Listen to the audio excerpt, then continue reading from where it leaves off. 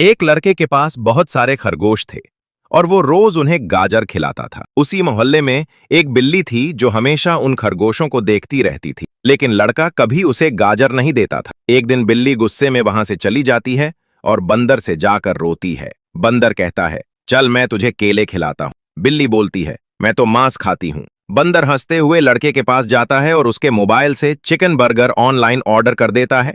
अब लड़का, बिल्ली और बंदर मिलकर बर्गर खाते हैं, लेकिन फिर भी किसी ने वीडियो लाइक और चैनल को सब्सक्राइब नहीं किया।